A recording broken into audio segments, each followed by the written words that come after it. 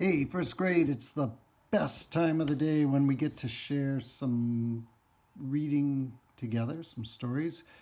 Um, Last several days, we've been looking at both fiction and nonfiction, uh, trying to think about what are the story elements, the parts of a fiction story, and to compare telling fiction stories from different points of view. And then we've been looking at nonfiction as we learn about the United Kingdom.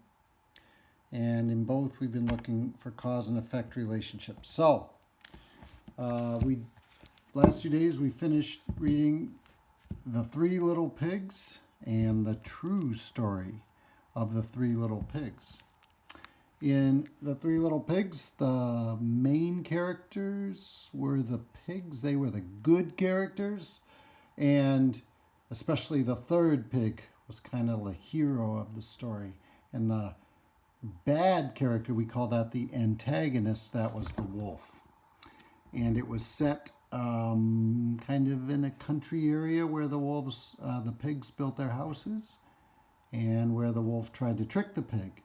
The problem that the pig had, so stories have characters. I'm explaining the characters. They have problems. They have a setting, which is where the story takes place. So I've been explaining that. The problem here was that the wolf ate the first two pigs and was trying to eat the third. And in this story, the third pig, solved the problem by tricking the wolf into heading down the chimney and into his pot. There he goes. Tried to be like Santa Claus, but he wound up in the cooking pot, and it turned out that instead of the wolf eating the pig ate the wolf, and that's how he solved his problem. In this story, the true story of the Three Little Pigs, the good character, we call that the protagonist, was the wolf. And the bad characters were the pigs. The wolf his problem was he was trying to make a cake for his granny. And he needed a cup of sugar. And the pigs would not give him a cup of sugar. He was asking nicely, he thought. And the other problem was he had a cold. And in the end, the problem got worse because the third pig said some not very nice things about the wolf's granny, and the wolf lost his temper. And when the wolf lost his temper, he started banging on the third pig's house, and the third pig called the police, and the police put the wolf in jail. The newspapers printed bad stories about the wolf, so then the wolf had an even bigger problem. So in this story, the wolf didn't really solve his problem. His problem got replaced with an even bigger problem. So that's how stories sometimes, occasionally, problems don't get resolved, they get replaced by bigger problems. All right, so the elements of fiction are the characters, the problems, the solution. We also think about the setting.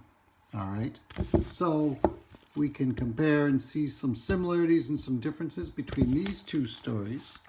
But now we're going to look at another way you can tell a story, which is to kind of change the roles of the characters around while still telling the same basic story with the same kind of problem. So this book is a really fun book. It's called The Three Little Wolves and the Big Bad Pig.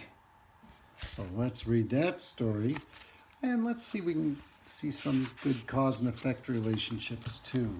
And think about how this story of the Three Little Wolves and the Big Bad Pig compares to these stories.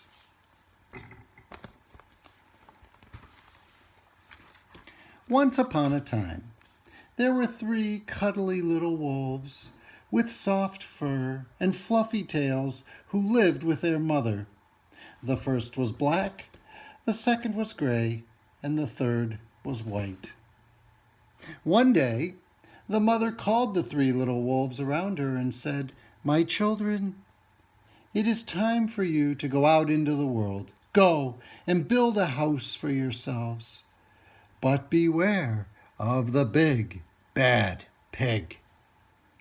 "Don't worry, Mother.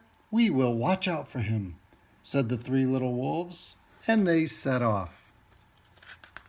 So far, this book's kind of like the first book we read, except that the good characters here are the wolves, and the bad character sounds like it's going to be the big, bad pig.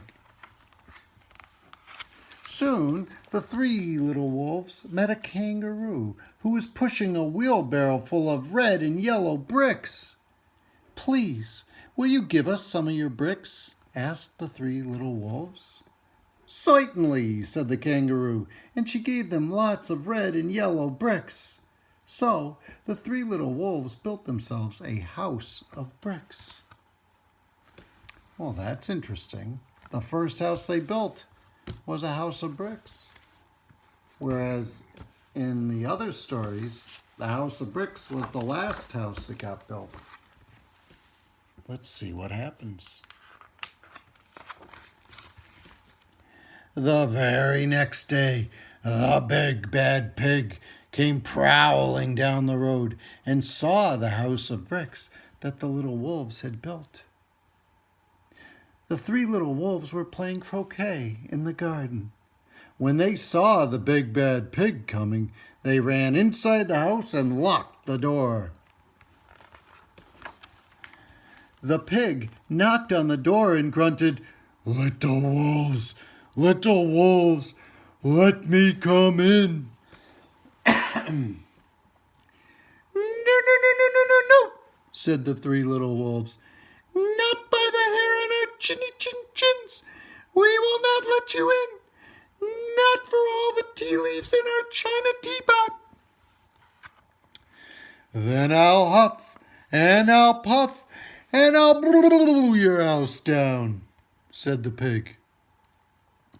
So he huffed, and he puffed, and he puffed, and he huffed. But the house didn't fall down.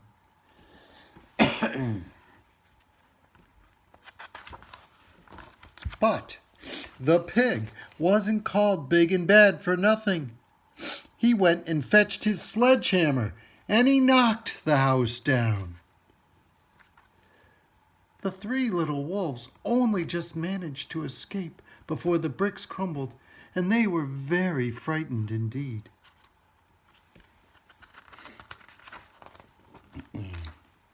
"We are going to have to build a stronger house," they said. Just then they saw a beaver who was mixing concrete in a concrete mixer. "Please, will you give us some of your concrete?" asked the 3 little wolves. "Certainly," said the beaver, and he gave them buckets and buckets of messy, slurry concrete. So the 3 little wolves built themselves a house out of concrete. That's some good engineering going on there. No sooner had they finished than the big bad pig came prowling down the road and saw the house of concrete that the little wolves had built. They were playing battledore and shuttlecock in the garden. And when they saw the big bad pig coming, they ran inside their house and they shut the door. The pig rang the doorbell and said, "Little frightened wolves, let me come in." No, said the 3 little wolves. "Not by the hair of our chins. We will not let you in. Not for all the tea leaves in our china teapot." "Then I'll huff, and I'll puff, and I'll blow your house down, said the pig. So he huffed, and he puffed, and he puffed, and he huffed. But the house wouldn't fall down.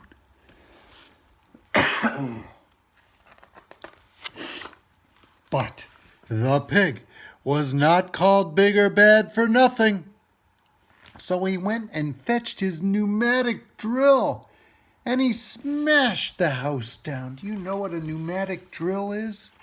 Have you ever been in the summer in your car or on your bike going down the street and they're working on the road and they have these devices that are really loud that chop up the pavement on the road? It goes dat dat dat dat dat dat dat dat dat dat dat dat dat dat dat. That's a pneumatic drill.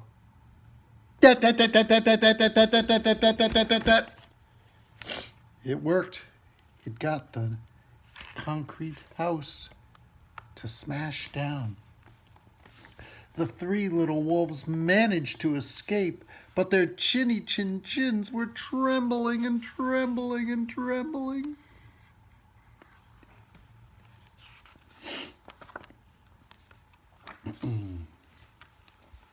Well, I would say that the three little wolves, they got a problem on their hands, which is that the big bad pig keeps trying to get into their houses and he keeps destroying their houses. So, the characters are the three little wolves. That's the good character. The bad characters, the antagonists, is the big bad wolf. And a setting, well, it seems like it's either in a neighborhood or maybe a little bit out in the country. So we'll have to see how the problem gets solved. Now, one thing that's interesting, besides we call it a role reversal, where the wolves in this book are acting like the pigs in these books, and the pig is acting like the wolves. One thing that's interesting is in these books, in the original books, the pig went out and each pig built their own house. In this book, I love that book. Thank you. There's my daughter Sophie, who brought me a strawberry lemonade smoothie. Man, I am the luckiest guy in the world. I get to read these great books, and Sophie said she liked it. I used to read it to her when she was younger. And I don't know, did you ever think of this, Sophie? I love those books. The three wolves, they each had their own, they each stayed together in the house. Yeah. Yeah, pretty interesting. All right, thank you, honey. Of course. I'll only just make sure that this is okay. Ah, man, delish. All right, so tomorrow we will find out how the three little wolves solve their problem. By the way, were there any cause and effect relationships in this story? Well, let's take a quick look before we go to our nonfiction. Let's see. Well, first of all, look, they ran into the kangaroo, and they didn't just say, hey, give us some of your bricks. They said, please, will you give us some of your bricks? I think it's pretty clear that by asking nicely, that had the effect. It caused the kangaroo to give them some of the bricks. Okay. Now, here is a clear cause and effect where when the pig tried to blow down the house, the strength of the bricks caused the house to survive. But then when the pig got a sledgehammer, using the sledgehammer caused the house to crumble. Had the effect of making the house crumble. But once again, when they saw the beaver, they didn't just say, hey, beaver, give us some of your concrete. They said, please, will you give us some of your concrete? Don't you think that by asking nicely, that probably made the beaver want to help them out more? So it caused the beaver to have the effect of helping them. Well, once again, the big bad pig came prowling down, but the pneumatic drill had the effect. It caused the concrete house to crumble. All right, so some pretty interesting and amazing cause and effect relationships in that story. Now we are traveling through the United Kingdom in our nonfiction book. And yesterday we talked about the history of the United Kingdom, as well as some of the places you could visit. And, there were lots of cause and effect relationships in the history of the United Kingdom. For example, the Romans, for almost 500 years, were the people who had all the power in the United Kingdom, and they built roads and bridges and tunnels and sewer systems, water systems that had the effect of helping the United Kingdom become a more developed and nicer place to live. And it had the effect of allowing the Romans to remain in power for 500 years. Then we talked about how the Anglo-Saxons invaded, and they caused the Romans to leave. They beat the Romans. And then later, William the Conqueror came from France, the Normans, and had the effect of driving out the Anglo-Saxons from Germany. And then had the effect of starting the kings and queens that have been in Great Britain or the United Kingdom ever since. And you could say that William the Conqueror started a line of kings that had the effect of going all the way to Queen Elizabeth, who's the current queen, and has been the queen longer than any other queen and king in the history of the United Kingdom. Interesting. Well, here are some things that came from the United Kingdom. They're a part of the culture of the United Kingdom. One here is one of the most famous authors and playwrights in the history of the world. Have you ever heard of William Shakespeare? You'll be learning more about him as you get older. But he lived in the United Kingdom in the late 1500s and early 1600s. So about 425 years ago. And he wrote plays. Some of his most famous plays are Romeo and Juliet, you might have heard of that, or Hamlet, Macbeth. His plays introduced more than 1,700 new words into the English language. In other words, he caused new words to become part of our language. Some of those words that didn't exist until Shakespeare made them up and put them in his plays were generous, birthplace, lonely, gossip, swagger, and zany. So Shakespeare had that effect. He also, the stories that he created have been copied throughout the years and are still part of our culture. So he had the effect of creating a whole new way of entertaining people, because plays became really much more popular after he wrote them. He also used a lot of poetry and forms of poetry in his plays, and so he had the effect of introducing that into our culture. Here's one you'll like, a lot of you, I think. Harry Potter. You know Harry Potter. The author, J.K. Rowling, she's from the United Kingdom.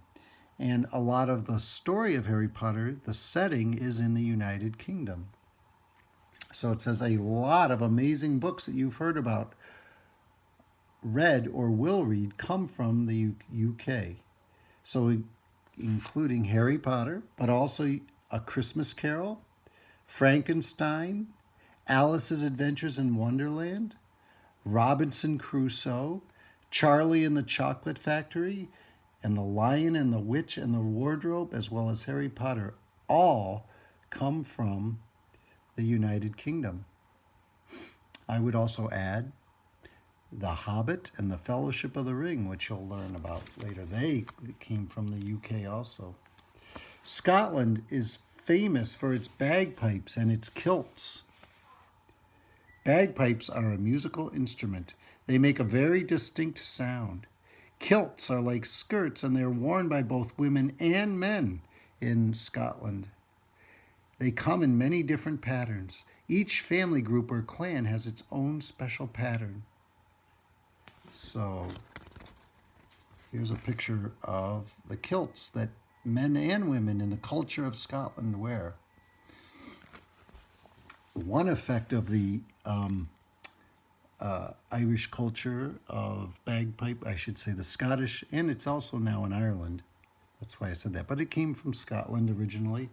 One effect is I fell in love with that music and had it played when Mrs. Bennett and I got married 25 years ago. We had bagpipes at our wedding. It was really cool. Another part of the culture of the United Kingdom is four-leaf clover. Just like in Ireland in general, also in Northern Ireland, they're known for their shamrocks.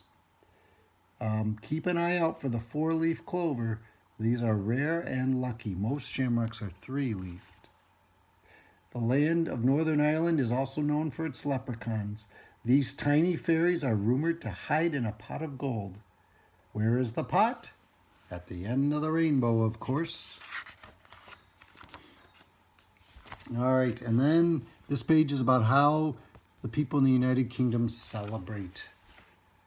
Everyone loves a holiday, and we have some fun ones in the UK.